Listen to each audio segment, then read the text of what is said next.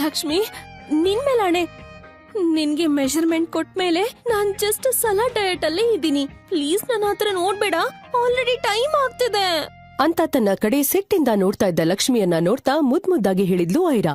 ಇವತ್ತು ಐರಾಳ ಮದ್ವೆ. ಈ ದಿನಕ್ಕಾಗಿ ಅವಳು ಎಷ್ಟು ದಿನದಿಂದ ಕಾದಿದ್ಲು, ಹೇಗೆಲ್ಲ ರೆಡಿ ಆಗ್ಬೇಕು ಅಂತ ಕನ್ಸನ್ನ ಕಂಡಿದ್ಲು ಅವಳಿಗ್ ಮಾತ್ರ ಗೊತ್ತು. ಈ ನಡುವೆ ಲಕ್ಷ್ಮಿ ಬ್ಲೌಸ್ ಹುಕ್ ಹಾಕೋದಕ್ಕೆ ಹೋದ ಫೋರ್ಸ್ಗೆ ಬ್ಲೌಸ್ ಅಲ್ಲಿದ್ದ ಹುಕ್ ಕಟ್ ಆಗಿ ಕೆಳಕ್ ಬಿತ್ತು. ಐರಾ ಲಕ್ಷ್ಮಿ ಒಬ್ರು ಮುಖ ಒಬ್ರು ನೋಡ್ತಾ ನಿಂತ್ಕೊಂಡ್ಬಿಟ್ರು. ಆ ಟೈಮ್ಗೆ ಸರಿಯಾಗಿ ಐರಾಳ ಅಪ್ಪ ಸೂರ್ಯಪ್ರಕಾಶ್ ಬಾಗಿಲು ಬಡ್ದಿದ್ರು. ಐರಾ, ಐರಾ, ಇನ್ನೆಷ್ಟೊತ್ತು? ಮೇಕಪ್ ಮಾಡ್ಕೊಂಡಿದ್ ಸಾಕು, ಬೇಗ ಬಾ. ನೀನ್ ಎಷ್ಟೇ ರೆಡಿ ಆದ್ರೂ ಕೂಡ ಎಮ್ಮೆಗೆ ಸೀರೆ ಉಡಿಸ್ದಂಗಿರತ್ತೆ. ಏನೋ ರಾವ್ ಅವ್ರಿಗೆ ನನ್ನ ಕಂಡ್ರೆ ಅದೇನೋ ಗೌರವ, ಹಾಗಾಗಿ ನೀನ ಮನೆ ತುಂಬಿಸ್ಕೊಳಕ್ ಒಪ್ಕೊಂಡ್ರು. ಅಕ್ಷತ್ ಈಗಾಗ್ಲೇ ಆಲ್ರೆಡಿ ಬೇಜಾರಲ್ಲಿದ್ದಾನೆ, ಅವನು ಕೋಪ ಬರಕ್ ಮೊದ್ಲು ಬಂದ್ ಕುತ್ಕೋ ಅಂತ ಹೇಳಿ ಹೊರಟೋದ್ರು ಐರಾಳ ಅಪ್ಪ ಸೂರ್ಯಪ್ರಕಾಶ್. ಆ ಮಾತನ್ನ ಕೇಳಿಸ್ಕೊಂಡ ಲಕ್ಷ್ಮಿ ಸಮಾಧಾನ ಮಾಡೋದಕ್ಕೆ ಮುಂದಾದ್ಲು. ಐರಾ ಕಣ್ಣಲ್ಲಿ ನೀರ್ ತುಂಬಿಕೊಂಡಿದ್ರು ಅದನ್ನ ಕಂಟ್ರೋಲ್ ಮಾಡ್ಕೊಳ್ತಾ ಲಕ್ಷ್ಮಿ ಕಡೆ ನೋಡ್ತಾ ಸಣ್ಣದಾಗಿ ಸ್ಮೈಲ್ ಮಾಡ್ತಾ ತನಗಾದ ಅವಮಾನವನ್ನ ಮನ್ಸಲ್ಲಿ ಮುಚ್ಚಿಟ್ಟು, ನೀನೇನ್ ಫೀಲ್ ಆಗ್ಬೇಡ, ಅಪ್ಪ ಯಾವಾಗ್ಲೂ ಹಿಂಗೇನೆ, ಏನಾದ್ರೂ ಒಂದ್ ಹೇಳ್ತಾನೆ ಇರ್ತಾರೆ ಅಂತ ಹೇಳ್ತಾ ಇದ್ರೆ ಲಕ್ಷ್ಮಿಗೆ ಐರಾ ಅವಳ ನೋವನ್ನ ಮುಚ್ಚಿಡೋದಕ್ಕೆ ನೋಡ್ತಾ ಇದ್ದಾಳೆ ಅಂತ ಗೊತ್ತಾಗಿ ತಾನು ಕೂಡ ಬೇಜಾರಲ್ಲಿರೋದನ್ನ ಮರೆಮಾಚಿ, ಲಕ್ಷ್ಮಿ ಏನಾದ್ರೂ ಮಾಡು, ಬೇಗ ಹೋಗ್ಬೇಕು, ಈ ಬ್ಲೌಸ್ ನ ಸೆಟ್ ಮಾಡು. ಹೇ, ಅಲ್ಲಿ ಕ್ಲಿಪ್ ಎತ್ತಲ್ಲ, ಕ್ಲಿಪ್ ಹಾಕ್ ನೋಡು. ಅದೇ ಕಣೆ, ಈ ಅಪ್ಪಂದ್ರ ಯಾವಾಗ್ಲೂ ಹೀಗೇನೆ. ಆದ್ರೂ ನಿನ್ಗೇನ್ ಕಡಿಮೆ ಅಕ್ಕ?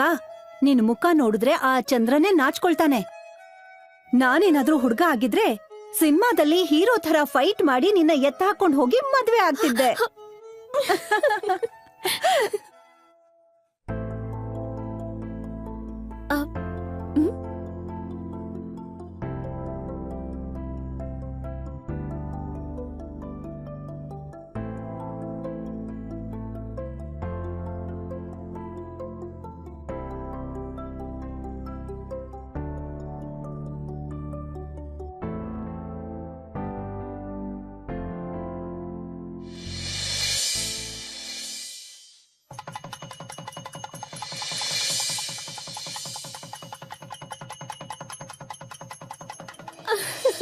ಅಯ್ಯೋ,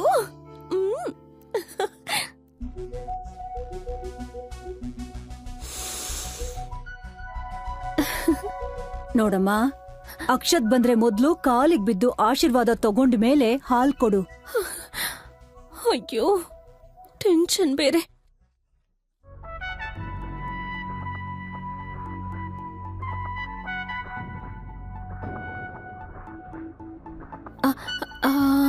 ಅವ್ರು ಬರ್ತಿದ್ದ ಹಾಗೆ ಕಾಲಿ ನಮಸ್ಕಾರ ಮಾಡ್ಬೇಕು.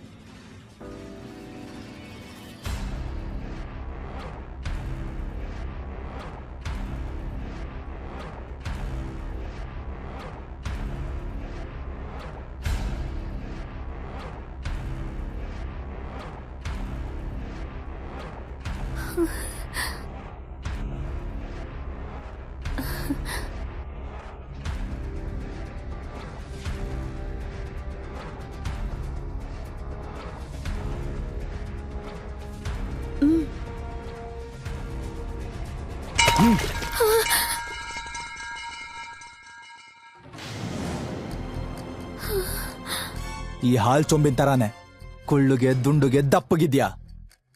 ನೀನ್ ಬಂಡೆ ತರ ಇದ್ಯಾ, ಅದಕ್ಕೆ ಆ ತರ ಚೊಂಬ್ ಹಿಡ್ಕೊಂಡ್ ಬಂದಿದ್ಯಾ ಸರಿ. ಆದ್ರೆ ನಾನ್ ನಿನ್ ತರ ಇಲ್ಲ ಅಲ್ವಾ? ಅಂದ್ರೆ ನಿನಗ್ ಬುದ್ಧಿ ಇಲ್ವಾ? ಮನುಷ್ಯನಾದವನ್ ಯಾರಾದ್ರೂ ಅಷ್ಟೊಂದ್ ಹಾಲ್ ಕುಡಿತಾನ? ಅಷ್ಟಕ್ಕೂ ನಿನ್ನಲ್ಲ ನಮ್ಮ ಅಪ್ಪನ್ಗೆ ಹೇಳ್ಬೇಕು. ನಿನ್ನಲ್ಲಿ ಅದೇನ್ ನೋಡುದ್ನೋ ಏನೋ, ನನ್ಗಿಷ್ಟ ಇಲ್ಲ ಅಂತ ಹೇಳಿದ್ರು ನಿನ್ನಂತ ಬಂಡೆ ಕಲ್ನ ನನ್ ಗಂಟು ಹಾಕ್ತಾ. ಈ ಮದ್ವೆನ ನಾನು ಒಪ್ಕೊಳ್ಳೋದಿಲ್ಲ. ಒಂದು ಕ್ಷಣನೂ ನಾನ್ ನಿನ್ ಜೊತೆ ಇರಲ್ಲ. ನನ್ ಮುಖದ್ಮೇಲೆ ಮೀಸೆ ಬಂದಾಗಿಂದ ನಾನ್ ಫಸ್ಟ್ ನೈಟ್ ಬಗ್ಗೆ ಎಷ್ಟೋ ಪ್ಲಾನ್ ಹಾಕೊಂಡಿದ್ದೆ, ಎಷ್ಟು ಬ್ಯೂಟಿಫುಲ್ ಆಗಿ ಮೆಮೊರಬಲ್ ಆಗಿರುತ್ತೆ ಅನ್ಕೊಂಡಿದ್ದೆ.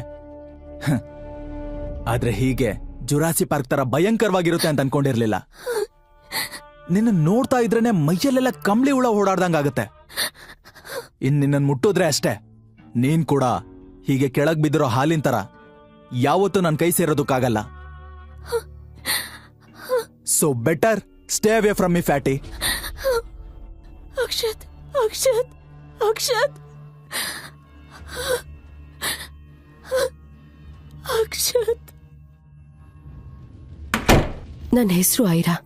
ನನ್ನಮ್ಮ ತೀರ್ಕೊಂಡಾಗ ನಂಗಿನ್ನೂ 7 ವರ್ಷ. ನಮ್ಮಮ್ಮ ತೀರ್ಕೊಂಡು ಸ್ವಲ್ಪ ದಿನಕ್ಕೆ ಅಪ್ಪ ಇನ್ನೊಂದು ಮದ್ವೆ ಆಗಿ ಚಿಕ್ಕಮ್ಮನ ಕರ್ಕೊಂಡ್ ಮನೆಗ್ ಬಂದಿದ್ರು. ಇದಿನ್ಮೇಲಿಂದ ನಿನ್ ಮನೆ ಅಲ್ಲ.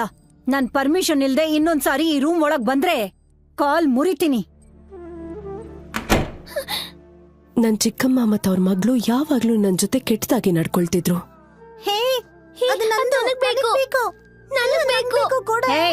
ಕೊಡೆ ಅವಳಿಗೆ.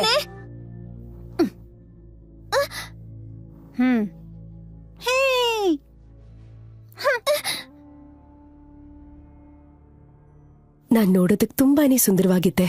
ಇವಳು ಇಷ್ಟೊಂದು ಚಂದ ಕಾಣಿಸ್ತಾಳ. ಮಾಡ್ತೀನಿ. ಅದ್ ತಡ್ಕೊಳಕ್ಕಾಗ್ದೆ ಚಿಕ್ಕಮ್ಮ ಏನೋ ಒಂದ್ ಕಾರಣ ಹೇಳ್ತಾ ನಂಗ್ ಹೊಡಿತಿದ್ರು. ಏನೇ ಇದು? ಸರಿಯಾಗಿ ತೊಳಿ. ಐರಾ ತಗೋ ಕುಡಿ. ಕುಡಿ, ನಾಟಕ ಆಡ್ಬೇಡ.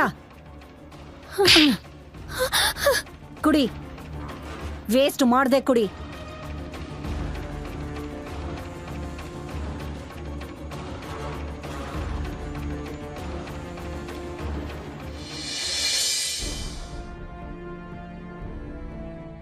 ನನಗ್ 15 ವರ್ಷ ತುಂಬೋ ಹೊತ್ತಿಗೆ ಏನಾಯ್ತೋ ಗೊತ್ತಾಗ್ಲಿಲ್ಲ. ನನ್ ಹಾರ್ಮೋನ್ ಇಂಬ್ಯಾಲೆನ್ಸ್ ಆಗಿ ಇದ್ಕಿದ್ದಂಗೆ ದಪ್ಪ ಆಗಿ ಅಸಹ್ಯ ಅನ್ನೋ ತರ ಗುಂಡಗ್ ಬೆಳೆದ್ಬಿಟ್ಟಿದ್ದೆ. ನನ್ ವೇಟ್ 120 kg ಆಗಿತ್ತು.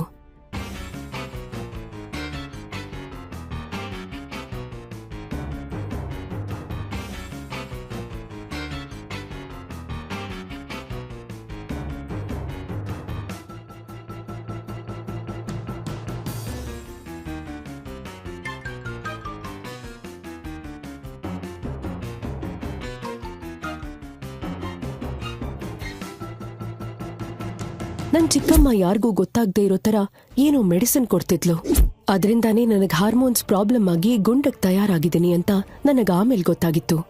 ಅಕ್ಷತ್ ಸಿಟಿಯಲ್ಲಿ ಸಿಕ್ಕಾಪಟ್ಟೆ ರಿಚ್ ಆಗಿರೋ ಸೂಪರ್ ಲುಕಿಂಗ್ ಬಿಸ್ನೆಸ್ ಮ್ಯಾನ್.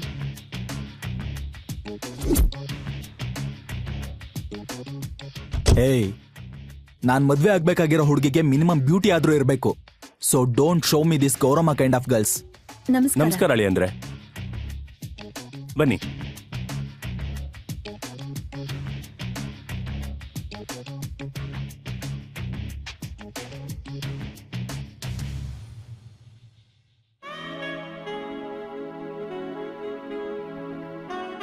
ಅಷ್ಟು ಶ್ರೀಮಂತ, ಅಷ್ಟು ಹ್ಯಾಂಡ್ಸಮ್ ಆಗಿದ್ದ ಅಕ್ಷತ್ ನನ್ ಯಾಕೆ ಮದ್ವೆ ಆಗೋಕ್ ಒಪ್ಕೊಂಡ ಅನ್ನೋದು ನನಗೆ ಅರ್ಥ ಆಗಿಲ್ಲ. ಬಟ್ ಅವತ್ ನಾನ್ ತುಂಬಾನೇ ಸಂತೋಷದಲ್ಲಿದ್ದೆ.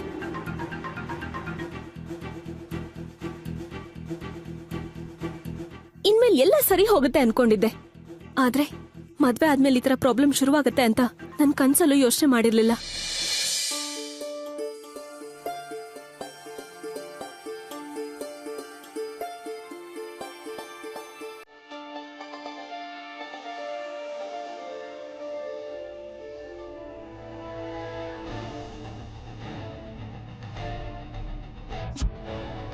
ಮದ್ವೆ ಆದ ತಕ್ಷಣ ನನ್ ಗಂಡ ಅಕ್ಷತ್ ಹೈಯರ್ ಎಜುಕೇಶನ್ಗೆ ಅಂತ ಬೇರೆ ಊರಿಗೆ ಹೋಗ್ಬಿಟ್ರು. ಅಕ್ಷತ್ ಅಕ್ಷತ್ ಸರಿಯಾಗಿ ಅದೇ ಟೈಮಲ್ಲಿ ಹಠಾತ್ ತಲೆ ಸುತ್ತ ಬಂದು ನಾನಲ್ಲೇ ಬಿದ್ದಿದ್ದೆ. ಏನೋ ಸ್ವಲ್ಪ ಹೆಲ್ತ್ ಪ್ರಾಬ್ಲಮ್ ಇರಬಹುದು ಅನ್ಕೊಂಡಿದ್ದೆ. ನನಗೆ ಇವತ್ತಿನವರೆಗೂ ಡೌಟ್ ಅಲ್ಲೇ ಇತ್ತು. ಆದ್ರೆ ಇವಾಗ ಕನ್ಫರ್ಮ್ ಆಯ್ತು. Your daughter is pregnant. ನೀನ್ ತಾಯಿ ಆಗ್ತಿದ್ಯಾ ಐರಾ? ಡಾಕ್ಟರ್ ಮಾತುಗಳನ್ನ ಕೇಳ್ತಾ ಇದ್ದ ಹಾಗೆ ಐರಾಳ ಹೃದಯ ಒಡೆದು ಚೂರಾಗಿತ್ತು. ಅವಳು ಎಷ್ಟೇ ಯೋಚನೆ ಮಾಡಿದ್ರೂ ಇದು ಹೇಗ್ ಸಾಧ್ಯ ಅನ್ನೋದು ಗೊತ್ತಾಗ್ಲೇ ಇಲ್ಲ. ಐರಾ ಯಾವ ತರ ಶಾಕ್ ಅಲ್ಲಿದ್ಲೋ ಹಾಗೆ ಅವ್ರ ಅಪ್ಪಂಗೂ ಗರ ಬಡ್ದಂಗಾಗಿತ್ತು. ಡಾಕ್ಟರ್ ಮಾತನ್ನ ಕೇಳ್ತಾ ಇದ್ದ ಹಾಗೆ ಅವನು ಐರಾ ಮೇಲೆ ಸಿಟ್ಟಿಂದ ತಿರುಗಿ ಬಿದ್ದಿದ್ದ. ಇಷ್ಟು ದಪ್ಪ ಇದ್ದಿದ್ರಿಂದ ನಿನ್ನ ಮದುವೆ ಆಗೋದಕ್ಕೆ ಯಾರು ಮುಂದೆ ಬಂದಿರ್ಲಿಲ್ಲ. ನನ್ನ ಒಳ್ಳೆತನ ನೋಡಿ ರಾವ್ ಅವರು ನಿನ್ನ ಮನೆ ಸೊಸೆ ಮಾಡ್ಕೊಳ್ಳೋದಕ್ಕೆ ಒಪ್ಕೊಂಡ್ರು. ಆದ್ರೆ ನೀನ್ ನನ್ನ ಮರ್ಯಾದನ ಮಣ್ಪಾಲ್ ಮಾಡೋದಕ್ಕೆ ಕಾಯ್ತಾ ಇದ್ದೆ ಅನ್ಸುತ್ತೆ.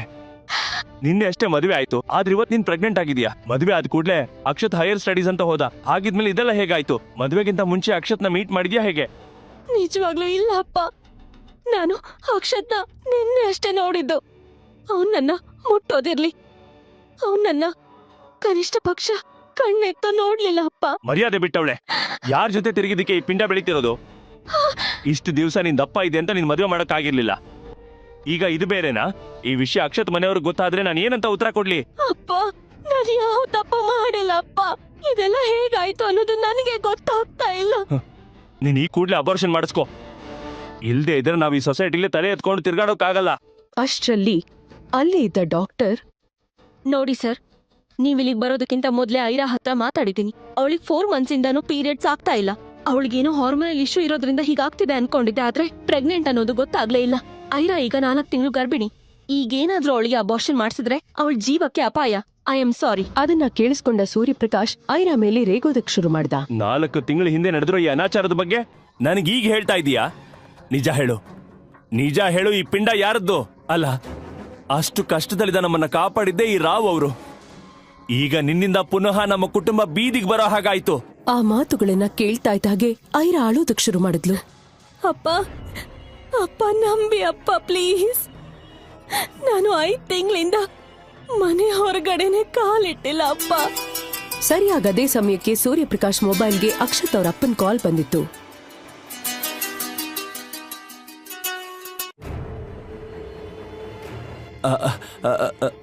ರಾವ್ ಅವ್ರೆ, ನಮಸ್ತೆ. ಈಗಷ್ಟೇ ನಿಮ್ ಬಗ್ಗೆ ನೆನೆಸ್ಕೊತಾ ಇದ್ದೆ, ಅಷ್ಟ್ರಲ್ಲಿ ನೀವೇ ಕಾಲ್ ಮಾಡಿದ್ರಿ. ಹೇಳಿ ರಾವ್ ಅವ್ರೆ, ಅಲ್ಲೆಲ್ಲ ಓಕೆನಾ? ನೋಡಿ, ನನಗೆ ಐರಾ ಪ್ರೆಗ್ನೆನ್ಸಿ ಬಗ್ಗೆ ಈಗಾಗಲೇ ಗೊತ್ತಿದೆ. ನೀವೇನು ಚಿಂತೆ ಮಾಡಬೇಡಿ. ಆ ಮಗುನ ಅಕ್ಷತ್ ವಾರಸ್ದಾರನಾಗೋ ಹಾಗೆ ನಾನು ಮಾಡ್ತೀನಿ. ಯಾವುದೇ ಪರಿಸ್ಥಿತಿ ಬಂದರೂ ಐರಾನ ಅಕ್ಷತ್ ಬಿಟ್ಟು ಹೋಗ್ದಿರೋ ತರ ನಾನ್ ನೋಡ್ಕೋತೀನಿ. ಸರಿ ಬೀಗ್ರೆ. ಅಂದ್ಹಾಗೆ ಐರಾ ಗರ್ಭಿಣಿ ಅನ್ನೋ ವಿಷಯ ರಾವ್ ಅವರಿಗೆ ಹೇಗ್ ಗೊತ್ತಾಯ್ತು? ಐರಾಳನ್ನ ಹುಷಾರಾಗಿ ನೋಡ್ಕೊಂತ ಅಕ್ಷತಪ್ಪ ಯಾಕೆ ಸೂರ್ಯಪ್ರಕಾಶ್ಗೆ ಹೇಳಿದ್ರು? ಅಷ್ಟಕ್ಕೂ ಅಕ್ಷತ್ ಐರಾಳನ್ನ ಇಷ್ಟ ಇಲ್ದೇ ಇದ್ರು ಮದ್ವೆ ಯಾಕಾದ? ಚಿಕ್ಕಮ್ಮ, ನೀವಾದ್ರೂ ನನ್ ಮಾತ್ ಕೇಳಿ ಚಿಕ್ಕಮ್ಮ, ಪ್ಲೀಸ್ ಚಿಕ್ಕಮ್ಮ. ಐರಾಗ್ ಡೆಲಿವರಿ ಆಗೋವರೆಗೂ ಅವಳನ್ನ ಮನೇಲೇ ಇರೋ ತರ ನೋಡ್ಕೊಳ್ಳೋದಕ್ಕೆ ಅಕ್ಷತಪ್ಪ ರಾವ್ ಅವರು ಸೂರ್ಯಪ್ರಕಾಶ್ ಹೇಳ್ತಾರೆ. ಅದೇ ರೀತಿ ಈ ವಿಷಯ ಯಾರಿಗೂ ಗೊತ್ತಾಗದೇ ಇರೋ ತರ ನೋಡ್ಕೊಳ್ಳೋದಕ್ಕೆ ಹೇಳಿದ್ರು. ಇನ್ನು 5 ತಿಂಗಳು ಅಕ್ಷತ್ ಊರ್ ಕಡೆ ಬರೋದಿಲ್ಲ ಅನ್ನೋದು ಗೊತ್ತಿದ್ದ ರಾವ್ ಐರಾ ಪ್ರೆಗ್ನೆಂಟ್ ಆಗಿರೋ ವಿಷಯವನ್ನ ಅವನಿಂದಾನು ಮುಚ್ಚಿಡೋದಕ್ಕೆ ಹೇಳ್ತಾರೆ. ರಾವ್ ಮಾತಿಗೆ ಒಪ್ಕೊಳ್ಳೋ ಸೂರ್ಯಪ್ರಕಾಶ್ ಅವ್ರು ಹೇಳ್ದಂತೆ ಮಾಡೋ ಯೋಚನೆಗೆ ಬರ್ತಾರೆ.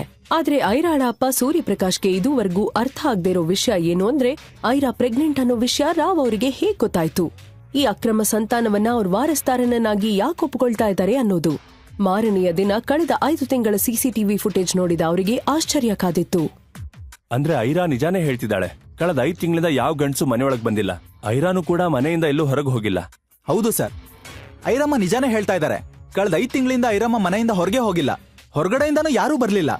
ಐರಾ ಪ್ರೆಗ್ನೆನ್ಸಿ ಅವಳ ತಂದೆಗೆ ಒಂಥರ ಮಿಸ್ಟ್ರಿಯಾಗೆ ಉಳ್ಕೊಂಡಿತ್ತು. ಹಾಗಿದ್ರೆ ಇದೆಲ್ಲ ಹೇಗ್ ಸಾಧ್ಯ ಆಯ್ತು? ಐರಾ ಕೂಡ ತನ್ನ ಪ್ರೆಗ್ನೆನ್ಸಿ ವಿಷಯದಲ್ಲಿ ತುಂಬಾನೇ ತಲೆ ಕೆಡಿಸ್ಕೊಂಡಿದ್ಲು.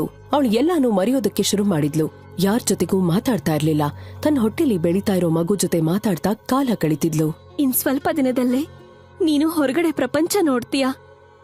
ದರಿದ್ರ ಹಿಡ್ದಿರೋ ನನ್ನ ಲೈಫಲ್ಲಿ ಉಳ್ಕೊಂಡಿರೋ ಅದೃಷ್ಟ ಅಂದ್ರೆ ಅದು ನೀನೆ. ಹಾಯ್ ಚಿನ್ನಿ, ಬೇಗ ಬಂದ್ಬಿಡು. I am waiting for you. ಹೀಗಿದ್ದಾಗ ಒಂದಿನ ಅವಳ ಮನೆ ಮುಂದೆ ಇದ್ದ ಹೂವಿನ ಗಿಡಕ್ಕೆ ನೀರ್ ಹಾಕ್ತಿದ್ದಾಗ ಇದ್ದಕ್ಕಿದ್ದಂತೆ ಭೂಮಿ ಕಂಪಿಸೋ ತರ ಅನ್ನಿಸ್ತು. ಏನಾಗ್ತಾ ಇದೆ ಅಂತ ತಿಳ್ಕೊಳ್ಳೋದ್ರೊಳಗೆ ಅವಳ ಮನೆ ಮೇನ್ ಗೇಟ್ ಇಂದ ಒಂದು ಸ್ಪೋರ್ಟ್ಸ್ ಬೈಕ್ ಒಳಕ್ಕೆ ಬರ್ತಾ ಇತ್ತು. ಆ ಬೈಕಲ್ಲಿ ಬಂದವನನ್ನ ಕಂಡು ಐರಾ ಶಾಕ್ ಆದ್ಲು. ಇದ್ದಕ್ಕಿದ್ದ ಹಾಗೆ ಭಯ, ಟೆನ್ಷನ್ ಜಾಸ್ತಿಯಾಗಿ ಅವಳ ಹಾರ್ಟ್ ಜೋರಾಗಿ ಬಡ್ಕೊಳ್ಳೋದಕ್ಕೆ ಶುರುವಾಯ್ತು. ಅಲ್ಲಿಗೆ ಬಂದವನು ಬೇರೆ ಯಾರೂ ಆಗಿರ್ಲಿಲ್ಲ, ಐರಾಳ ಗಂಡ ಅಕ್ಷತ್. ಎದುರಿಗೆ ಅಕ್ಷತ್ನ ನೋಡ್ತಾ ಇದ್ದಂಗೆ ಐರಾಳ ಟೆನ್ಷನ್ ಇನ್ನಷ್ಟು ಜಾಸ್ತಿ ಆಗಿತ್ತು. ಅವಳು ಗಾಬರಿಯಲ್ಲಿ, ನೀನು 5 ತಿಂಗಳು ಬಿಟ್ಕೊಂಡ್ ಬರ್ಬೇಕಿತ್ತಲ್ವಾ? ನಿನ್ ಮರ್ಯಾದೆ ಬಿಟ್ ಕೆಲ್ಸಕ್ಕೆ ಕೊನೆನೇ ಇಲ್ವಾ? ಕಳ್ಳ ಪೊಲೀಸ್ನ ಕೇಳೋ ತರ ನನ್ನ ಕೇಳ್ತಾ ಇದ್ಯಾ? ಛೀ! ಇದನ್ನ ಕೇಳಿಸ್ಕೊಂಡ ಐರಾಳಿಗೆ ಒಂದೇ ಸಾರಿ ತಲೆ ತಿರುಗೋದಕ್ಕೆ ಶುರುವಾಯ್ತು. ಅವಳಿನ್ನೇನು ತಲೆ ತಿರುಗಿ ಬೀಳ್ಬೇಕು ಅನ್ನೋವಷ್ಟರಲ್ಲಿ ಸೂರ್ಯಪ್ರಕಾಶ್ ಕಾರು ಮೇನ್ ಗೇಟಿಂದ ಒಳಗ್ ಬಂದಿತ್ತು. ಸೂರ್ಯಪ್ರಕಾಶ್ ಅಕ್ಷತ್ನ ನೋಡ್ತಾ ಇದ್ದ ಹಾಗೆ ಹತ್ರ ಬಂದು, ಓಹೋ ಅಳಿಯಂದ್ರೆ, ಸಡನ್ ಆಗಿ ಬರ್ತೀನಿ ಅಂತ ಕಾಲ್ ಮಾಡಿದ್ರಿ? ಕಾಲೇಜ್ಗೆ ಹಾಲಿಡೇ ಶುರು ಆಯ್ತಾ? ಮದ್ವೆಯಾಗಿ 4 ತಿಂಗಳು ನಂತರ ಬಂದಿದ್ದೀನಿ. ಇದೇನಾ ನೀವ್ ನಿಮ್ಮ ಹಳ್ಳಿಯನ್ ವೆಲ್ಕಮ್ ಮಾಡೋ ರೀತಿ? ಏನೋ ಇಲ್ಲಿ ತುಂಬಾ ಬದಲಾವಣೆ ಆಗಿರೋ ತರ ಇದೆ. ಅಕ್ಷತ್ ಐರಾ ಹೊಟ್ಟೆಯನ್ನೇ ನೋಡ್ತಾ ತನ್ನ ಜೇಬಲ್ಲಿದ್ದ ಡ್ರಿಂಕ್ಸ್ ಬಾಟಲ್ ತೆಗೆದು ಕುಡಿಯೋದಕ್ಕೆ ಶುರು ಮಾಡ್ದ. ಬಂದಾಗಿಂದಾನು ಅವನ್ ಕಣ್ಣು ಐರಾಳ ದಪ್ಪ ಹೊಟ್ಟೆಯ ಮೇಲೆ ಇತ್ತು. ಸಿಚುವೇಶನ್ ನ ಡೈವರ್ಟ್ ಮಾಡ್ಬೇಕು ಅಂತ ಸೂರ್ಯಪ್ರಕಾಶ್ ಅಕ್ಷತ್ಗೆ, ಬನ್ನಿ ಅಳಿಯಂದ್ರೆ, ಒಳಗ್ ಹೋಗಿ ಕೂತ್ ಮಾತಾಡೋಣ. ನೋಡಿ ಅಳಿಯಂದ್ರೆ, ನಿಮ್ಗೆ ಈ ಮದ್ವೆ ಇಷ್ಟ ಇರ್ಲಿಲ್ಲ ಅನ್ನೋದು ನನ್ಗೆ ಅರ್ಥ ಆಗತ್ತೆ. ನಿಮ್ಗೆ ಅರ್ಥ ಆಗಿರೋ ವಿಷಯ ನಮ್ಮ ಅಪ್ಪನ್ಗೆ ಯಾಕೆ ಅರ್ಥ ಆಗ್ತಾ ಇಲ್ಲ? ಬೇಡ ಅಂದ್ರು ಈ ಬಂಡೆಕಲ್ ತರ ಇರೋಳ್ನ ನಾನು ಬಲವಂತವಾಗಿ ಮದ್ವೆ ಮಾಡಿದ್ರು. ಇವಾಗ ಈ ಅಕ್ರಮ ಸಂತಾನನು ನನ್ ತಲೆ ಕಟ್ಟೋದಕ್ ನೋಡ್ತಿದ್ದಾರೆ. ಈ ಡುಮ್ಮಿನ ನನ್ ತಲೆ ಕಟ್ಟಿ ನನ್ ಮೇಲೆ ಯಾಕೆ ಹಾಗೆ ತೀರಿಸ್ಕೊಳ್ತಾ ಇದ್ದೀರೋ ಗೊತ್ತಿಲ್ಲ. ಇವಳು ನೋಡ್ದಾಗ್ಲೆಲ್ಲ ನಾನ್ ಮಾಡದೇ ಇರೋ ತಪ್ಪಿಗೆ ಶಿಕ್ಷೆ ಅನ್ಭವಿಸ್ತಾ ಇರೋ ತರ ಅನ್ನಿಸ್ತಾ ಇದೆ. ಇವಳ ಜೊತೆ ಒಂದು ಕ್ಷಣನೂ ಇರೋಕಾಗ್ದೇ ಇದ್ದಿದ್ದಕ್ಕೆ ತಾನೆ ನಾನ್ ಮದ್ವೆ ಮಂಟಪದಿಂದಾನೆ ಹೊರಟೋಗಿದ್ದು. ಅಕ್ಷತ್ ಅಷ್ಟು ಜೋರಾಗಿ ಕೂಗ್ತಾ ಇದ್ರೆ ಅಷ್ಟು ಟೈಮಿಂದ ತನ್ನಲ್ಲೇ ಹಿಡಿದಿಟ್ಕೊಂಡಿದ್ದ ಸಿಟ್ಟನ್ನ ನಾನ್ ಸ್ಟಾಪ್ ಆಗಿ ಹೊರಕ್ ಹಾಕಿದ್ದ. ಇನ್ನು ಅವಳ ಮೇಲಿದ್ದ ಸಿಟ್ಟು ಕಡಿಮೆ ಆಗದೆ ಐರಾಳನ್ನ ನೋಡಿ ನಾಚಿಕೆ ಬಿಟ್ಟವಳನ್ನ ಯಾರ್ದೋ ಮಗುನ ಹೊಟ್ಟೆಲ್ ಇಟ್ಕೊಂಡು ನನ್ನನ್ ಮದ್ವೆ ಮಾಡ್ಕೊಂಡ್ಲು. ಇಷ್ಟೆಲ್ಲ ಆದ್ರೂ ಇವತ್ ನನ್ ಮುಂದೆ ಹೇಗ್ ಮರ್ಯಾದೆ ಇಲ್ದೆ ನಿಂತಿದ್ದಾಳೆ. ಅದೇಗ್ ಅನ್ಕೊಂಡಿದ್ಯಾ ಹುಟ್ಟೋ ಮಗುಗೆ ನನ್ನ ಇನ್ಶಿಯಲ್ ಸಿಗುತ್ತೆ ಅಂತ? ಯಾರ್ದೋ ಮಗುನ ರಾವ್ ಅವ್ರ ಕುಟುಂಬದ ವಾರಸ್ದಾರ ಮಾಡ್ಬೋದು ಅಂತಾನಾ? ಅಕ್ಷತ್ ಮಾತನ್ನ ಕೇಳ್ತಾ ಇದ್ದ ಹಾಗೆ ಐರಾ ಮನ್ಸಲ್ಲಿ ನೋವಿಗಿಂತ ಕೋಪ ಹೆಚ್ಚಾಗಿತ್ತು. ಇಷ್ಟು ದಿನ ಬಾಡಿ ಶೇಮಿಂಗ್ ಆಗಿ ಅವಮಾನಕ್ಕೊಳಗಾಗಿದ್ದ ಐರಾಗೆ ಇನ್ನು ಹುಟ್ಟದೇ ಇರೋ ಮಗು ಬಗ್ಗೆ ಅಕ್ಷತ್ ಕೆಟ್ಟದಾಗಿ ಮಾತಾಡ್ತಿರೋದು ಸಹಿಸ್ಕೊಳ್ಳೋದಕ್ಕೆ ಆಗ್ಲಿಲ್ಲ. ಯಾರೋ ಒಬ್ಬ ತನ್ನ ಮಗು ಬಗ್ಗೆ ಕೆಟ್ಟದಾಗಿ ಹೇಳ್ತಾ ಇದ್ರೆ ನಾನ್ ಯಾಕೆ ಸುಮ್ನಿರ್ಬೇಕು ಅಂತ ಅನ್ಕೊಂಡು ಮಗು ಬಗ್ಗೆ ಯೋಚನೆ ಮಾಡ್ತಾ ಐರಾ ಒಂದೇ ಸಮನೆ ಧೈರ್ಯದಿಂದ, ಸಾಕು ಸಾಕು, ಈ ಮದ್ವೆ ಮೇಲೆ ನನಗೆ ನಂಬಿಕೆನೇ ಇಲ್ಲ ಅಂದ್ಲು. ಇದನ್ನ ಕೇಳಿಸ್ಕೊಂಡ ಅಕ್ಷತ್ ಮತ್ತು ಸೂರ್ಯಪ್ರಕಾಶ್ ಒಂದು ಕ್ಷಣ ಶಾಕ್ ಆದ್ರು. ಅಷ್ಟೊಂದು ಅಮಾಯಕಿಯಾಗಿದ್ದ ಐರಾಳಿಗೆ ಇಷ್ಟೊಂದು ಧೈರ್ಯ ಎಲ್ಲಿಂದ ಬಂತು ಅನ್ನೋದು ಅಕ್ಷತ್ಗೆ ಗೊತ್ತೇ ಆಗ್ಲಿಲ್ಲ. ಆದ್ರೂ ನನಗೆ ಎದುರುತ್ರ ಕೊಡಕ್ಕೆ ಎಷ್ಟ್ ಕೊಬ್ಬೆ ಉಳಿಗೆ ಅಂತ ಅನ್ಕೊಂಡ್ ಸಿಟ್ಟಿಂದ ಹತ್ರ ಬರ್ಬೇಕು ಅನ್ನುವಾಗ ಸೂರ್ಯಪ್ರಕಾಶ್ ಅವರು, ಐರಾ ಆರೋಗ್ಯ ಈಗ ಅಷ್ಟೇನ್ ಸರಿ ಇಲ್ಲ. ನೀವು ಅವಳ ಮಾತನ್ನ ಸೀರಿಯಸ್ ಆಗಿ ತಗೋಬೇಡಿ. ಒಂದ್ ವೇಳೆ ಹುಟ್ಟ ಮಗುವಿಂದ ನಿಮ್ಗೆ ತೊಂದರೆ ಆಗತ್ತೆ ಅಂದ್ರೆ ಆ ಮಗುನ ಹುಟ್ಟಿದ ಕೂಡ್ಲೆ ಐರಾ ಇಂದ ನಾನು ಆ ಮಗುನ ಶಾಶ್ವತವಾಗಿ ದೂರ ಮಾಡ್ತೀನಿ. ನಿಜ ಅಳಿ ಅಂದ್ರೆ ನನ್ ಮಾತ್ ನಂಬಿ. ಸ್ವಂತ ತಂದೆಯ ಬಾಯಿಂದ ಇಂಥದ್ದೊಂದು ಮಾತ್ನ ಕೇಳ್ತಾ ಇದ್ದ ಹಾಗೆ ಐರಾಗ್ ಶಾಕ್ ಆಗಿತ್ತು. ಅವಳ ತಂದೆ ಇಷ್ಟೊಂದು ಕಟುಕ ಅಂತ ಅನ್ಕೊಂಡಿರ್ಲಿಲ್ಲ. ಅವಳಿಗ್ ಒಂದು ಕ್ಷಣ ಉಸಿರು ನಿಂತೋಗೋ ತರ ಆಯ್ತು. ಸರಿಯಾಗ ಅದೇ ಸಮಯಕ್ಕೆ ಐರಾಳಿಗೆ ಹೆರಿಗೆ ನೋವು ಶುರುವಾಗಿತ್ತು. ಆ ನೋವು ತಡೆಯೋದಕ್ಕಾಗದೆ ಅವಳು ಕೆಳಗ್ ಬೀಳ್ತಾ ಇರುವಾಗ ಅಪ್ಪ ಸೂರ್ಯಪ್ರಕಾಶ್ ಅವಳನ್ನ ಹಿಡ್ಕೊಂಡ. ಅರ್ಜೆಂಟಲ್ಲಿ ಅಪ್ಪ ಆಂಬ್ಯುಲೆನ್ಸ್ ಕಾಲ್ ಮಾಡಿದ್ದ. ಇದೆಲ್ಲವನ್ನ ನೋಡ್ತಾ ಇದ್ದ ಅಕ್ಷತ್ ತನಗೂ ಇದಕ್ಕೂ ಸಂಬಂಧನೇ ಇಲ್ಲ ಅನ್ಕೊಂಡು ಕನಿಕರ ಇಲ್ದೆ ಅಲ್ಲಿಂದ ಹೊರಟು ಹೋಗ್ತಾನೆ. ಕತ್ಲಾಗ್ತಾ ಇದ್ದ ಹಾಗೆ ಐರಾಳಿಗೆ ನಿಧಾನವಾಗಿ ಪ್ರಜ್ಞೆ ಬರೋದಕ್ಕೆ ಶುರುವಾಗಿತ್ತು. ಮಗು ಕೂಗ್ತಾ ಇರೋ ಶಬ್ದ ಕಿವಿಗ್ ಬಿದ್ದಿದ್ದೆ ತಡ ಅವಳ ಕಣ್ಣು ನಿಧಾನವಾಗಿ ಓಪನ್ ಆಗಿತ್ತು. ನಿಮ್ಗೆ ಅವಳಿ ಚೌಳಿ ಮಕ್ಳು ಮೇಡಮ್. ಒಂದು ಸ್ವೀಟ್ ಲಿಟಲ್ ಗರ್ಲ್, ಇನ್ನೊಂದು ಕ್ಯೂಟ್ ಬಾಯ್.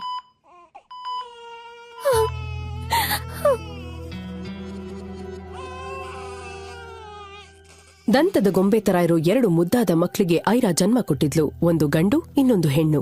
ಆ ಮಕ್ಳನ್ನ ನೋಡ್ತಾ ಇದ್ದಂತೆ ಐರಾ ತನ್ನೆಲ್ಲ ನೋವನ್ನ ಮರ್ತೋಗಿದ್ಲು. ಐರಾ ತನ್ನ ಮಕ್ಳನ್ನ ಮುದ್ ಮಾಡ್ತಾ ಹಾಗೆ ಮಲ್ಗಿದ್ಲು. ರಾತ್ರಿ ಆಗ್ತಾ ಇದ್ದಂಗೆ ಬಂದ ಒಬ್ಬ ಮುಸುಕುದಾರಿ ವ್ಯಕ್ತಿ ಅಲ್ಲಿಗ್ ಬಂದು ಮಕ್ಳನ್ನ ಕಿಡ್ನಾಪ್ ಮಾಡೋದಕ್ಕೆ ನೋಡ್ತಾನೆ. ಹೇ, ಯಾರು ನೀನು? ನಿಲ್ಲು, ಬೇಡ, ನನ್ ಮಗು. ಆ ಸಮಯದಲ್ಲಿ ಐರಾ ತುಂಬಾನೇ ಸುಸ್ತಲ್ಲಿದ್ದಿದ್ರಿಂದ ಅವಳು ಎಷ್ಟೇ ಪ್ರಯತ್ನ ಮಾಡಿದ್ರೂ ಆ ವ್ಯಕ್ತಿಯನ್ನ ತಡೆಯೋದಕ್ಕಾಗ್ಲಿಲ್ಲ. ಐರಾ ತನ್ನ ಮಗಳನ್ನ ಮಾತ್ರ ಕಾಪಾಡ್ಕೊಳ್ಳೋದಕ್ಕೆ ಸಾಧ್ಯ ಆಯ್ತು. ಆದ್ರೆ ಮುಸುಕುದಾರಿ ವ್ಯಕ್ತಿ ಐರಾ ಮಗನನ್ನ ಕಿಡ್ನಾಪ್ ಮಾಡುವಲ್ಲಿ ಸಕ್ಸಸ್ ಆಗಿದ್ದ.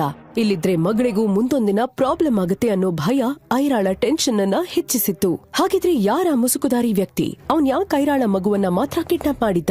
ಐರಾ ಮತ್ತ ಅವಳ ಮಗಳಿಗೆ ಮುಂದೆ ಏನಾದ್ರೂ ಅಪಾಯ ಕಾದಿದ್ಯಾ? ಐರಾಳ ಜೀವನದಲ್ಲಿ ಈ ತರ ಆಟ ಆಡ್ತಿರೋ ಆ ಅಜ್ಞಾತ ವ್ಯಕ್ತಿ ಯಾರು? ಎಲ್ಲಾ ಗೊಂದಲಗಳ ನಡುವೆ ಐರಾ ಅಲ್ಲಿಂದ ಸೀದಾ ಅತ್ತೆ ಇರುವಲ್ಲಿಗೆ ಹೊರಟೋಗ್ತಾಳೆ. ನಿಧಾನವಾಗಿ ಐರಾಳ ಜೀವನದಲ್ಲಿ ಸಂತೋಷ ಅನ್ನೋದು ಕಾಣಿಸ್ಕೊಳ್ಳೋದಕ್ಕೆ ಶುರುವಾಗಿತ್ತು. ಅವಳು ತನ್ನ ಮಗಳ ಜೊತೆ ಹೊಸ ಜೀವನವನ್ನ ನಡೆಸ್ತಾ ಇದ್ಲು. ನೋಡ್ತಾ ಇದ್ದಂಗೆ 6 ವರ್ಷ ಕಳೆದೋಗಿತ್ತು. ಈ 6 ವರ್ಷದಲ್ಲಿ ತುಂಬಾನೇ ಚೇಂಜಸ್ಗಳಾಗಿದ್ವು. ಐರಾ ಒಬೆಸಿಟಿ ಪ್ರಾಬ್ಲಮ್ ಇಂದ ಹೊರಗ್ ಬಂದು ನಾಜುಕಾಗಿ ಸೂಪರ್ ಆಗಿ ರೆಡಿ ಆಗಿದ್ಲು. ಈಗ ಅವಳನ್ನ ಗುರ್ತಿಡಿಯೋದು ಯಾರಿಗಾದ್ರೂ ಕಷ್ಟನೇ. ಅಷ್ಟ್ ಮಾತ್ರ ಅಲ್ಲ, ಈ 6 ವರ್ಷದಲ್ಲಿ ಐರಾ ಒಬ್ಳು ಫೇಮಸ್ ನ್ಯೂರೋ ಸರ್ಜನ್ ಆಗಿ ಡಾಕ್ಟರ್ ಸಂಯುಕ್ತ ಶರ್ಮಾ ಆಗಿ ಬದಲಾಗಿದ್ಲು.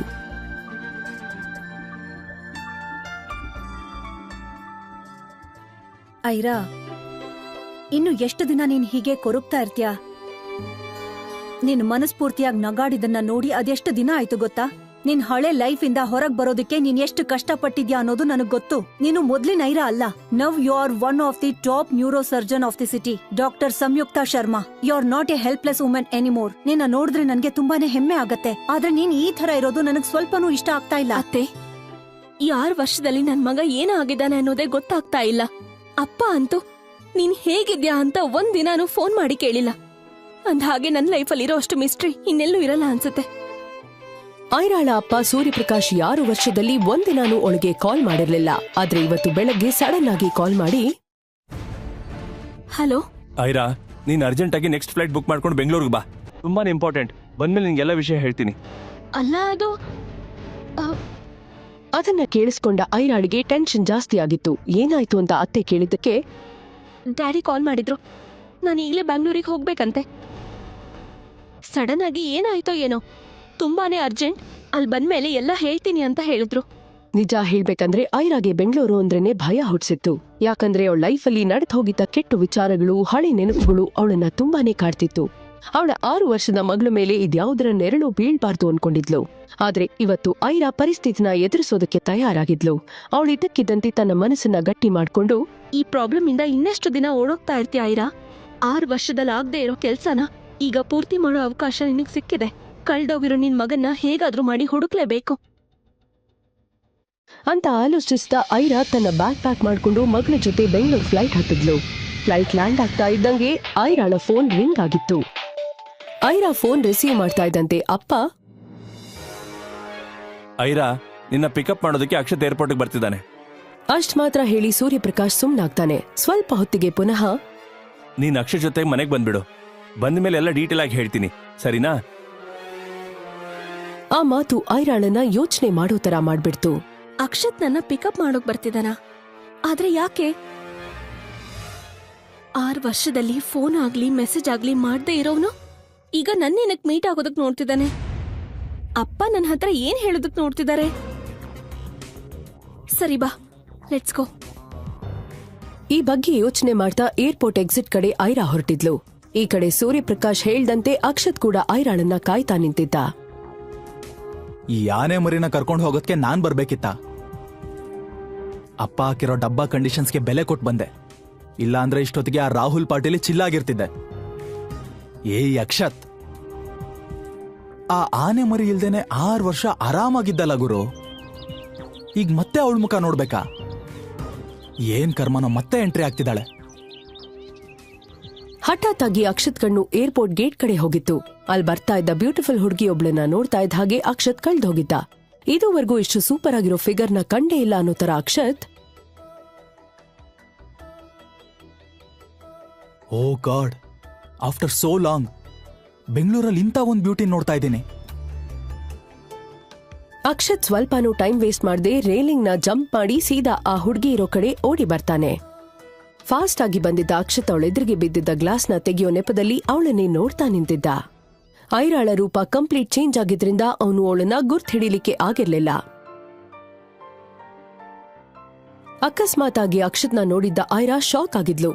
ಒಂದು ಕ್ಷಣ ಅವಳಿಗೆ ಹಳೆಯ ಕಹಿ ಘಟನೆಗಳೆಲ್ಲ ನೆನ್ಪಾಗಿತ್ತು. ಯಾರನ್ನ ತಾನು ಜೀವನ ಪೂರ್ತಿ ಮರ್ತೇ ಬಿಡಬೇಕು ಅಂದ್ಕೊಂಡಿದ್ಲೋ, ಪುನಃ ಅವನೇ ತನ್ನೆದ್ರು ನಿಂತು ಅವಮಾನ ಮಾಡೋ ಅವಕಾಶ ಸಿಕ್ತಾ ಅಂತ ಕನ್ಫ್ಯೂಸ್ ಆಗಿ ಆತರ ಏನಾದ್ರೂ ಆದ್ರೆ ಚಪ್ಲಿಲೆ ಹೊಡಿಬೇಕು ಅನ್ಕೊಂಡ್ಲು ಐರಾ. ಆದ್ರೆ ತನ್ನ ಮಗಳಿಗೆ ಯಾವ ವಿಚಾರನೂ ಗೊತ್ತಾಗ್ಬಾರ್ದು ಅಂತ ಸುಮ್ನಾಗಿದ್ಲು. ಆಗ ಸಡನ್ ಆಗಿ ಅಕ್ಷತ್, ಹೆಲೋ ಬ್ಯೂಟಿಫುಲ್, ನೀವು ಫಸ್ಟ್ ಟೈಮ್ ಬೆಂಗಳೂರಿಗೆ ಬಂದಿದ್ದೀರಾ ಅಂತ ಅನ್ಸತ್ತೆ. ಯಾಕಂದ್ರೆ ನಾನ್ ನಿಮ್ಮನ್ನ ಇದಕ್ಕೂ ಮೊದಲು ಬೆಂಗಳೂರಲ್ಲಿ ನೋಡಿರ್ಲಿಲ್ಲ. ಅದನ್ನ ಕೇಳಿಸ್ಕೊಂಡ ಐರಾಗೆ ಅವಾಗ ಅರ್ಥ ಆಗಿತ್ತು ಅಕ್ಷತ್ ತನ್ನನ್ನ ಗುರ್ತ್ ಹಿಡಿಲಿಲ್ಲ ಅನ್ನೋದು. ಅಕ್ಷತ್ ಮಾತನ್ನ ನೆಗ್ಲೆಕ್ಟ್ ಮಾಡ್ತಾ ಟ್ಯಾಕ್ಸಿ ಡ್ರೈವರ್ಗೆ ಕಾಲ್ ಮಾಡ್ತಾಳೆ ಐರಾ. ಹಲೋ, ಎಲ್ಲಿದ್ದೀರಾ ಅಣ್ಣ? ಎಂಟ್ರೆನ್ಸ್ ಅಲ್ಲಿ ಇದೀನಿ ಮೇಡಮ್, ಬಂದೆ. ಸರಿ.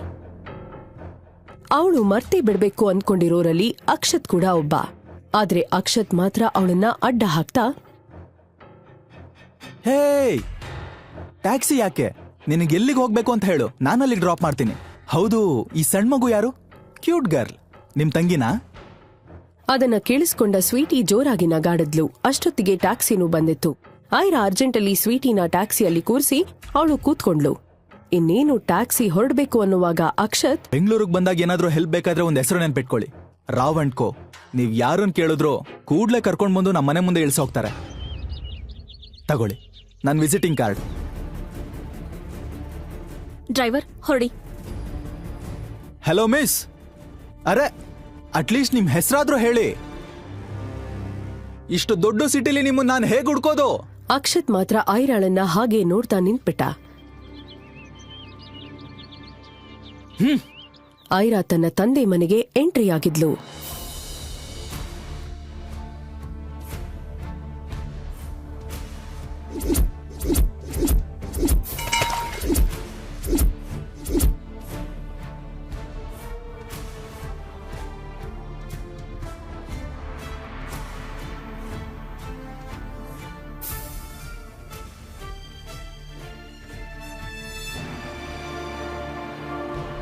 ಐರಾಳನ್ನ ನೋಡ್ತಾ ಇದ್ದ ಹಾಗೆ ಅವಳ ತಂದೆ ಸೂರ್ಯಪ್ರಕಾಶ್, ಐರಾ ನೀನ್ ಬಂದ್ಬಿಟ್ಯಾ? ಅಕ್ಷತೆಲಿ? ಐರಾ ತನ್ನ ಅಪ್ಪನ ಮಾತಿಗೆ ಉತ್ತರ ಕೊಡದೆ, ಈಗ್ಲಾದ್ರೂ ಹೇಳ್ತೀರಾ ಇಷ್ಟ ಅರ್ಜೆಂಟಲ್ಲಿ ನನ್ನ ಯಾಕೆ ಬರಕ್ ಹೇಳಿದ್ದು ಅಂತ? ಐರಾಳ ಅಪ್ಪ ತಡಬಡಿಸ್ತಾ, ಅಶ್ವಿನಿ ಅಶ್ವಿನಿ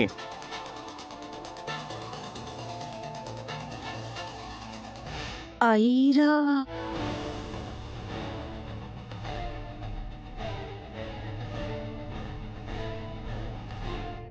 ಐರಾ, ನೀನು 2 ಪೇಪರ್ಸ್ ಮೇಲೆ ಸೈನ್ ಹಾಕ್ಬೇಕು. ಯಾವ್ದಾ ಪೇಪರ್ಸ್? ನೀನು ಅಕ್ಷತ್ ಬೇರೆ ಆಗಿ 6 ವರ್ಷ ಆಯ್ತು. ನೀನ್ ನಿನ್ ಜೀವನದಲ್ಲಿ ಹ್ಯಾಪಿ ಆಗಿದೀಯಾ. ಅಕ್ಷತ್ ಕೂಡ ಅವನ ಲೈಫಲ್ಲಿ ಹ್ಯಾಪಿನೆಸ್ ನ ಹುಡುಕಕ್ ಶುರು ಮಾಡಿದಾನೆ. ಸೊ ನೀವಿಬ್ರು ಡಿವೋರ್ಸ್ ತಗೊಂಡ್ರೆ ಒಳ್ಳೇದು. ಈ ಡಿವೋರ್ಸ್ ಪೇಪರ್ಗೆ ಒಂದ್ ಸೈನ್ ಹಾಕ್ಬಿಡಮ್ಮ. ಐರಾ ಅಪ್ಪ ಅವಳಿಗೆ ಡೈವರ್ಸ್ ಪೇಪರ್ ಕೊಡ್ತಾ ಇದ್ದಂಗೆ, ಇದಕ್ಕೋಸ್ಕರನಾ? ನಾನ್ ರೆಡಿ ಇದ್ದೀನಿ. ಎಲ್ ಸೈನ್ ಮಾಡ್ಬೇಕು ಅಂತ ಹೇಳಿ. ಹಾ ಇಲ್ಲಿ ನೋಡು, ಇಲ್ಲಿ.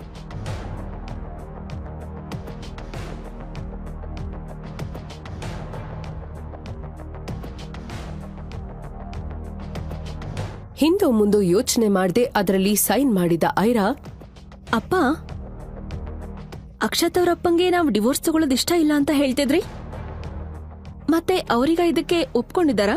ಆ ಪ್ರಶ್ನೆ ಬರ್ತಾ ಇದ್ದಂಗೆ ಸೂರ್ಯಪ್ರಕಾಶ್, ಬಹುಶಃ ನೀನ್ ಸರಿಯಾಗಿ ಕೇಳಿಸ್ಕೊಂಡಿಲ್ಲ ಅನ್ಸುತ್ತೆ. ನೀನ್ 2 ಪೇಪರ್ ಮೇಲೆ ಸೈನ್ ಹಾಕ್ಬೇಕು ಅಂತ ನಾನು ಹೇಳಿದ್ದು. ಒಂದು ಡಿವೋರ್ಸ್ ಪೇಪರ್ ಮೇಲೆ, ಇನ್ನೊಂದು ಅಕ್ಷತ್ ಅವರ ಅಪ್ಪನಿಗೋಸ್ಕರ ಅಂತ ಹೇಳ್ತಾ ಸೂರ್ಯಪ್ರಕಾಶ್ ಇನ್ನೊಂದಷ್ಟು ಪೇಪರ್ನ ಐರಾಳಿಗೆ ಕೊಡ್ತಾನೆ. ಐರಾ ಪೇಪರಲ್ಲಿರೋ ಒಂದೊಂದೇ ಅಂಶವನ್ನ ನೀಟಾಗಿ ಓದೋದಕ್ಕೆ ಶುರು ಮಾಡಿದ್ಲು. ಅದನ್ನ ಓದ್ತಾ ಇದ್ದಂಗೆ ಅವಳು ಸಿಟ್ಟು ಸಿಡಿಯೋದಕ್ಕೆ ಶುರುವಾಗಿತ್ತು. ಅವಳು ಒಮ್ಮೆಲೆ ಅಪ್ಪನನ್ನ ನೋಡಿ, ಒಬ್ರು ತಂದೆ ಆಗಿ ಈ ಪೇಪರ್ಸ್ ಮೇಲೆ ಸೈನ್ ಹಾಕು ಅಂತ ಹೇಗ್ ಹೇಳ್ತೀರಾ? ಅಕ್ಷತ್ ಅವರಪ್ಪ ಈ ಕಂಡೀಷನ್ಸ್ ಹಾಕಿದಕ್ಕೆ ನೀವು ಒಪ್ಕೊಂಡ್ರಾ? ನನಗೀಗ ಗೊತ್ತಾಯ್ತು, ದಪ್ಪಗಿದ್ದ ನನ್ನ ಅವ್ರ ಮನೆ ಸೊಸೆ ಮಾಡ್ಕೊಳ್ಳೋದಕ್ಕೆ ಅವತ್ಯಾಕೆ ಒಪ್ಕೊಂಡ್ರು ಅಂತ. ಹಾಗಾದ್ರೆ ಅಕ್ಷತ್ ಅವ್ರ ತಂದೆ ಇಟ್ಟಿದ್ದ ಕಂಡೀಷನ್ಸ್ ಆದ್ರೂ ಏನು? ಆ ಪೇಪರಲ್ಲಿ ಏನ್ ಬರ್ದಿತ್ತು? ಮಗನ ಒಪ್ಪಿಗೆ ಇಲ್ದೇ ಇದ್ರು ಅಕ್ಷತ್ ತಂದೆ ಅವತ್ತು ಐರಾಳನ್ನ ಮನೆ ಸೊಸೆ ಮಾಡ್ಕೊಳ್ಳೋದಕ್ಕೆ ಏನ್ ಕಾರಣ? ಅಷ್ಟಕ್ಕೂ ಐರಾ ಪ್ರೆಗ್ನೆಂಟ್ ಆಗೋದ್ರ ಹಿಂದಿದ್ದ ರಹಸ್ಯವಾದ್ರೂ ಏನು? ಈ ಎಲ್ಲಾ ಪ್ರಶ್ನೆಗಳಿಗೆ ಉತ್ತರ ತಿಳ್ಕೊಡೋದಕ್ಕೆ ಕೂಡ್ಲೇ ಪಾಕೆಟ್ FM ಡೌನ್ಲೋಡ್ ಮಾಡಿ ಹಾಗೂ ಕೇಳಿ ಸೂಪರ್ ಹಿಟ್ ಸ್ಟೋರಿ ಐರಾ.